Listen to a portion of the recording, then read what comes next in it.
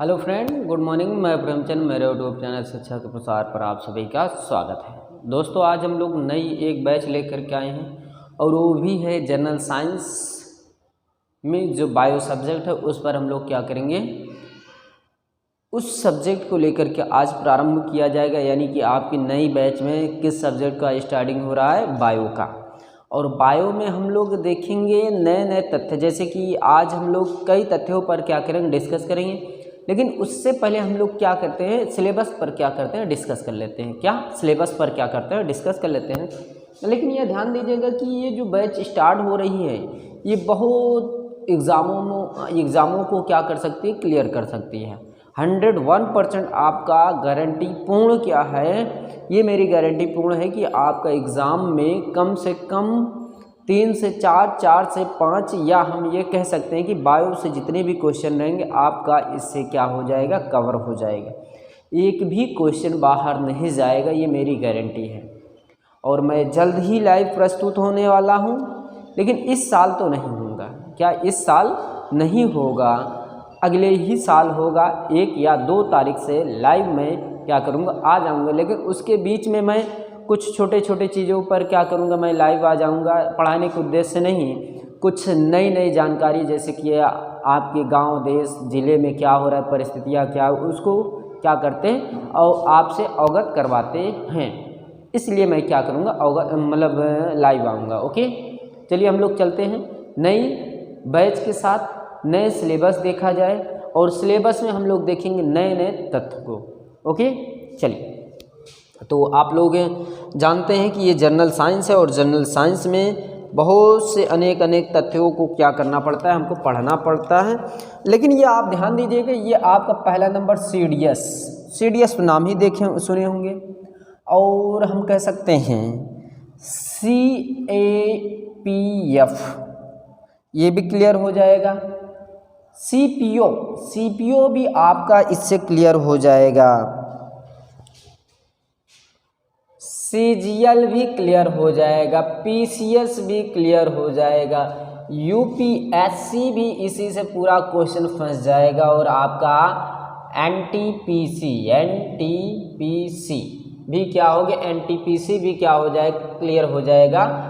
ETC हम कह सकते हैं, ऑल एग्ज़ाम आप इससे क्या कर सकते हैं, इस बैच से क्या कर सकते हैं, ट्रैक कर सकते हैं। कोई भी वैकेंसी आप क्लियर कर सकते हैं। ये गारंटी पूर्ण है कि साइंस आपका इससे एक भी क्वेश्चन बाहर नहीं जाएगा, इससे एक भी क्वेश्चन बाहर नहीं जाएगा।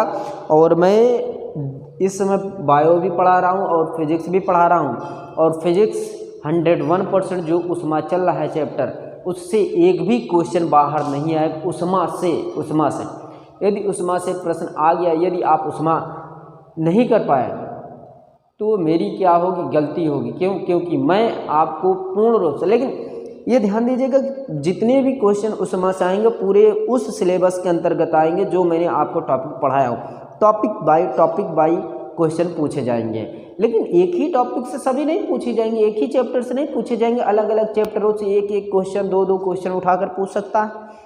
लेकिन जो टॉपिक मैं पढ़ाया हूँ, यदि उसमें से प्रश्न आ गया तो ये मेरी गारंटी है कि आप उसको कर सकते हैं।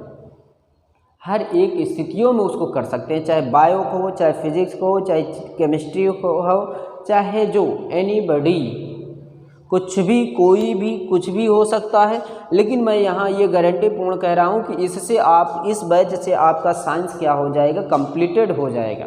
लेकिन ये निरंतर चलती रहेगी, कंटिन्यू चलती रहेगी। और ये जो आएगी बैच नई, अब वो आएगी लगभग 1 जनवरी या 1 दिसंबर, नहीं तो 15 दिसंबर को स्टार्ट होगी। 1 दिसंबर को नहीं स्टार्ट हुई तो 15 दिसंबर को स्टार्ट होने की संभावना है। यदि 15 दिसंबर को नहीं स्टार्ट हुई तो 2 या 3 तारीख को मैं लाइव क्या करूँगा, आऊँगा एक नई बैच लेकर के। ओके, चलिए। तो यहाँ पर देखिए, मैं आज तो फिलहाल सिलेबस का ही डिस्कस कर पाऊँगा जहाँ तक की है उम्मीद मेरी। तो यहाँ पर हम लोग देखते हैं, देखिए UPSI भी इससे आपका कवर हो जाए। कुछ बच्चे क्या कर देते हैं, कमेंट कर देते हैं, सर क्या क्लियर होगा? जी बच्चों, होगा। नहीं होगा तब आप हमसे कमेंट करिएगा। साइंस आप जानते हैं कि साइंस के 2 पार्ट होते हैं, लेकिन मैं जब लाइव पढ़ाऊँगा तो इसको बहुत अलग नज़रिए से पढ़ाऊँगा। आप इतना यूनिक तरीके से पढ़ेंगे, आप स्वयं मैं जहाँ जिस बैच में पढ़ाया हूँ, अभी एक क्लास गई है कुछ दिनों पहले, एक विद्यालय में गया था मैं, उस विद्यालय का नाम है सरस्वती बाल विद्या मंदिर।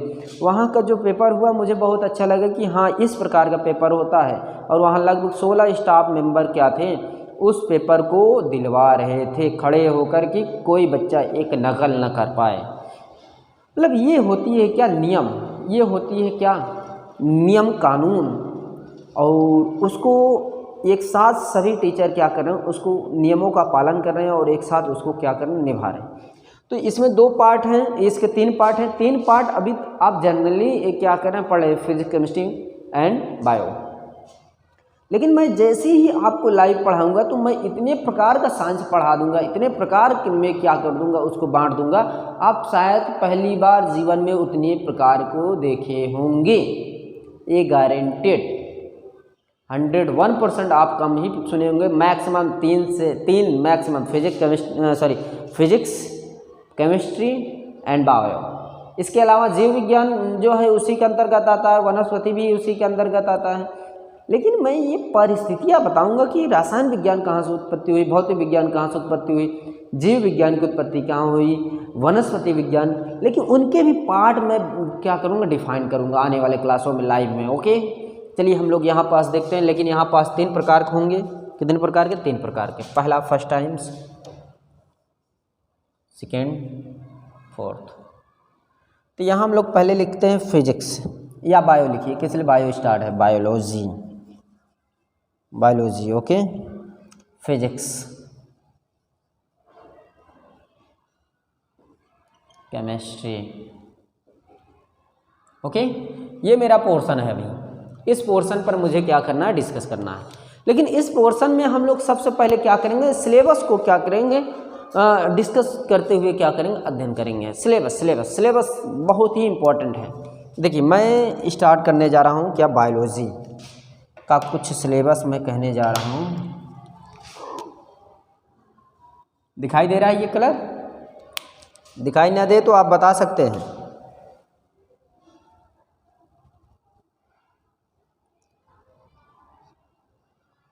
पाचन तंत्र first point. Okay, second point हम कह सकते हैं पोषक पदार्थ। थर्ड नंबर कोशिका जैविकी।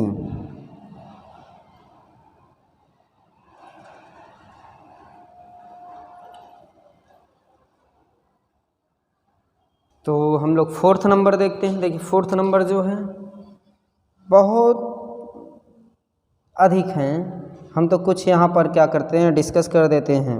क्या कुछ डिस्कस करते हैं और कुछ क्या करेंगे, जब चैप्टर स्टार्ट होगा उसमें क्या करते हैं, डिस्कस करते हैं। अंतःस्रावी तंत्र, और होगा श्वसन तंत्र, और होगा उत्सर्जन तंत्र, और होगा कंकाल यानी कि हम लोग हड्डियों के बारे में क्या करेंगे, समझेंगे। इसके आगे और भी हैं, कई बीमारियां भी हैं। बीमारियां हम लोग ऐसी बीमारियां पढ़ेंगे, शायद आप लोग पहली बार जीवन में अपने आप अध्ययन करेंगे वैसे बीमारियां। तो यहाँ पर मैं कुछ ही डिस्कस कर रहा हूँ, क्या कुछ ही डिस्कस कर रहा हूँ। उसके आगे हम लोग सिलेबसों को क्या करेंगे, आगे भी देखते चलेंगे। ये टॉपिक मैंने 7-8 लिखवाई है, क्या 2 4 2 6 1 7 टॉपिक लिखवाया हूँ। तो इसके आगे हम लोग क्या करेंगे, जब चैप्टर स्टार्ट होगा तो वहाँ पर क्या करेंगे, डिस्कस करेंगे। ये तो हमारा फीचर्स हो गया चैप्टर का। और आज हम लोग स्टार्ट करेंगे क्या, पाचन तंत्र। पोषण पदार्थ हम लोग देखेंगे आने वाले क्लास में। कोशिका जैविकी, अंतःस्रावी तंत्र, श्वसन तंत्र, उत्सर्जन तंत्र, कंकाल तंत्र, ये सभी हम लोग पढ़ेंगे। लेकिन सबसे इम्पॉर्टेंट क्या है, बीमारी तो आप लोग पढ़े ही होंगे। बीमारी यदि आप नहीं पढ़ेंगे तो ज़्यादा क्वेश्चन आपसे मिस तो होंगे नहीं, लेकिन क्वेश्चन फंसेंगे ज़रूर, इसलिए सभी बीमारियां इस तरफ भी डिस्कस हो जाएंगी। वहाँ लास्ट में जो बीमारी होती है, सभी बीमारियां जितने भी चैप्टर संबंधित होते हैं, जैसे बीमारी डी बीमारी, विटामिन डी, विटामिन सी की कमी होने से क्या होती है, सभी स्थितियों को क्या किया जाएगा, आकलन करवाया जाएगा। ओके, तो इसको आप लोग नोट करिए तुरंत जल्दी से, फास्ट।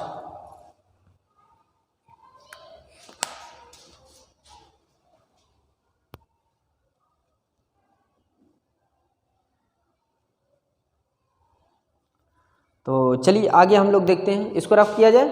तो आप लोग पहला चैप्टर है पाचन तंत्र, क्या डाइजेस्टिव सिस्टम। तो आप लोग फर्स्ट चैप्टर डालिएगा, फर्स्ट चैप्टर डाइजेस्टिव सिस्टम।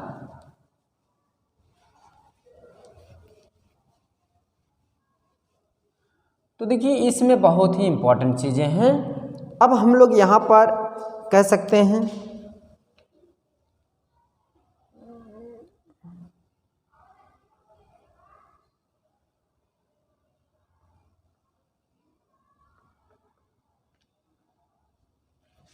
पाचन तंत्र।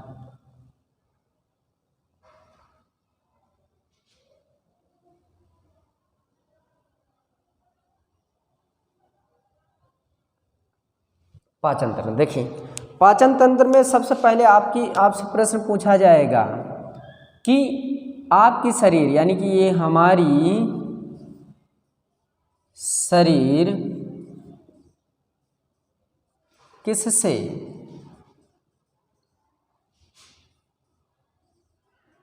बनी है। ये दिखाई दे रहा है कि नहीं, बनी है, ये कंडीशन दिखाई दे रहा है कि नहीं, स्थिति कम दिखाई दे रहा है दोस्तों, कम दिखाई दे रहा है, कम दिखाई दे रहा है। आप इसको लिख लीजिए सही से, रफ करिए इसको। हमारी शरीर किससे मिलकर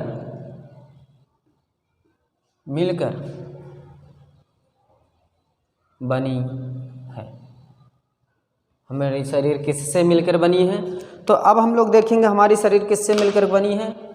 अगर मैं ये कहूँ कि आपकी जो शरीर है कोशिकाओं अर्थात सेल से क्या हुई है, मिलकर बनी है। कोशिका, क्या? कोशिका, सेल से मिलकर बनी। अगर मैं कहूँ सेल से क्या बना है तो आप कहेंगे ऊतक, टिश्यू, ऊतक, क्या? ऊतक।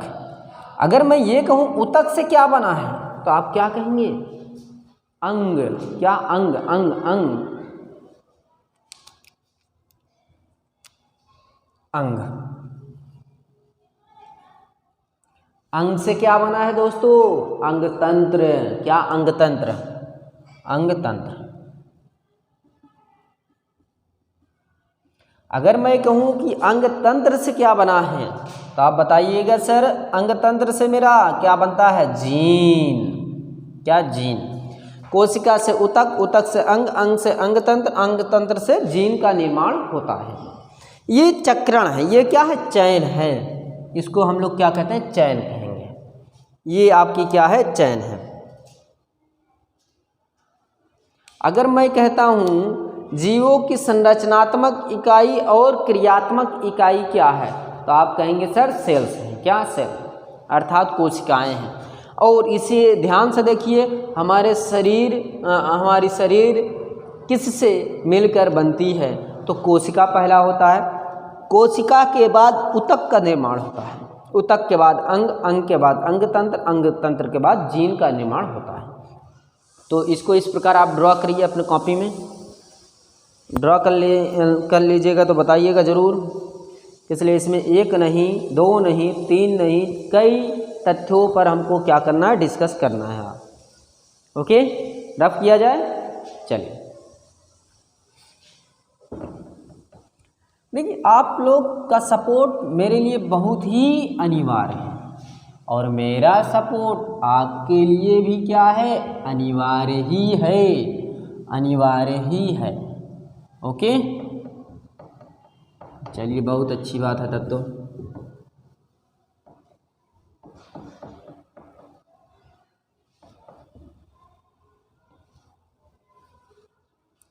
तो यहाँ पर आप लोग अब ढालिए, भोजन से हमें क्या मिलती है, यदि मिलती है तो उसमें क्या क्या प्रोसेस होता है। तो आप जानते हैं भोजन से हमें क्या मिलती है, एनर्जी। यहाँ पर आप लोग लिखिए एनर्जी, यानी कि भोजन से हमें क्या मिलती है। अच्छा लिखिएगा, भोजन से हमें क्या मिलती है। तो आप लोग लिखिएगा ऊर्जा, क्या, ऊर्जा, एनर्जी। अगर मैं इसी तत्व को मैं एक बार डिफाइन करूं, क्या इस तत्व को एक बार डिफाइन करूं, तो डिफाइंड होने में फीचर्स क्या हैं इसको समझिए। डिफाइंड होने में क्या इसकी भिन्नताएं हैं। भिन्नता सबसे पहली है 3, क्या है, 3 भिन्नताएं हैं, ध्यान दीजिएगा। पहला, यदि आप भोजन करेंगे तो उसको कार्बोहाइड्रेट होगा, उसमें क्या, ये कार्बोहाइड्रेट होगा, ये जटिल भोजन पदार्थ होंगे, क्या। तो इसमें लिखिएगा ऐसे, इस पेन से लिख देता हूँ मार्कर से, क्या, कार्बोहाइड्रेट, कार्बोहाइड्रेट,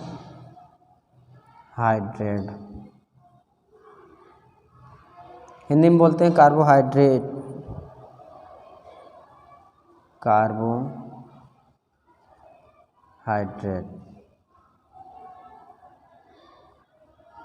ओके। इसमें क्या होता है, जटिलता पाई जाती है, मतलब यानी कि ये जटिल भोजन, ये जटिल भोजन पदार्थ, ये जटिल भोजन पदार्थ होंगे, ओके।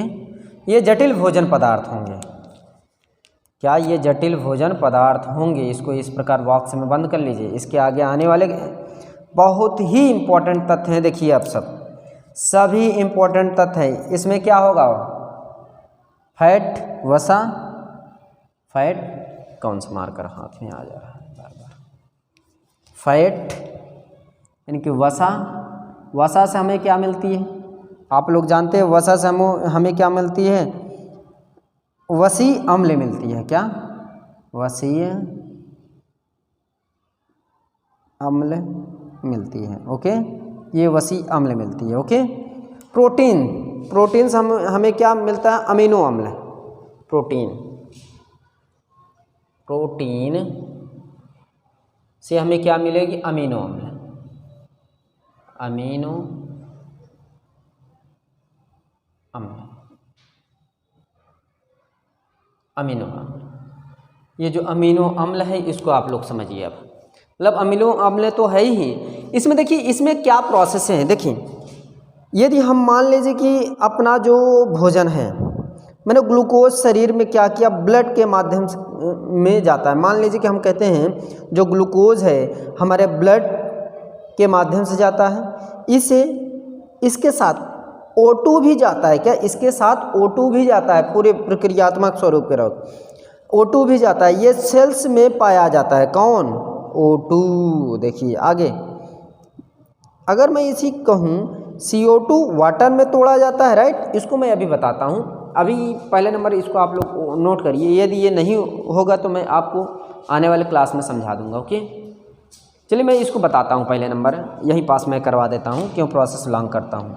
देखिए मैं कहता हूँ कि ये क्या है, आपका ग्लूकोज है, क्या, ग्लूकोज दिखाई दे रहा है, ग्लूकोज है, इसमें ग्लूकोज की एंट्री है, और ये क्या है, O2 है, क्या, O2 है, क्या है, O2, क्या है, O2 है। O2 जब सेल्स के साथ जाएगी, क्या, O2 जब सेल्स के साथ जाएगी, मतलब सेल्स में जाएगी, ये किस में इंटर की, सेल्स में, जब सेल्स में इंटर करेगी तो इसमें बहुत बड़ी खूबियाँ मिलेंगी। देखिए ये और ये खूबी मिली। अब इसमें क्या होगा, CO2 होगा, क्या, CO2 और वाटर भी होगा सेल्स में, CO2 वाटर और एनर्जी, जिसको ATP प्लस हीट कहते हैं, क्या, ATP प्लस हीट कहते हैं, ATP प्लस हीट भी कहते हैं, ये होता है। मेन रीज़न यही था मुझे बताने का, मेन रीज़न यही मेरा था आपको बताने का कि एटीपी पहले ग्लूकोज किस में पाया जाएगा। आप कहते हैं कि हम कह सकते हैं ये क्या होगा, O2 में होगा। O2 के साथ जब सेल्स में इंटर करेगा, क्या O2 के साथ जब सेल्स में इंटर करेगा तो इसमें बहुत ही अनेक प्रकार के प्रक्रियात्मक स्वरूप दिखेंगे। तो इसको आप लोग बनाइए। यदि आप ये ना बना पाए तो आप बताइए, इसको और अलग नज़रिए से बताया जा सकता है। लिखिए,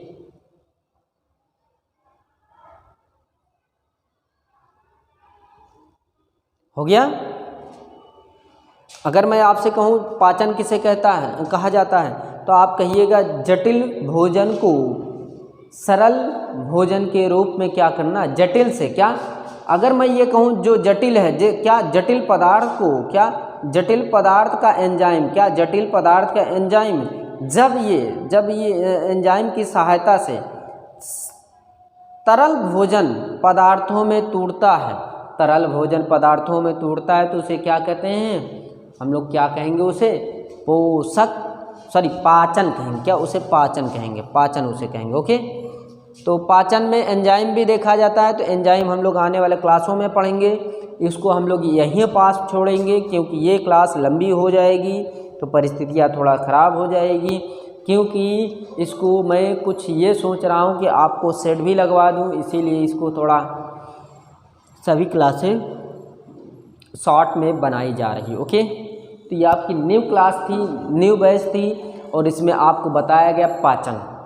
अभी मैं तो पाचन तो सिर्फ स्टार्ट किया हूँ दोस्तों। क्या पाचन मैं तो अभी स्टार्ट किया हूँ, ये तो अभी बहुत ही लंबा है प्रोसेस। तो दोस्तों यदि मेरी क्लास पसंद आ रही हो प्लीज़ लाइक कीजिए, शेयर कीजिए, कमेंट करना ना भूलें। तो आज क्लास यहीं पर समाप्त करते हैं। तो यूँ ही आप मेरे यूट्यूब चैनल को देखते रहिए, हंसते रहिए, मुस्कुराते रहिए और देखते रहिए यूट्यूब चैनल शिक्षा का प्रसार। Thank you very much. धन्यवाद दोस्तों।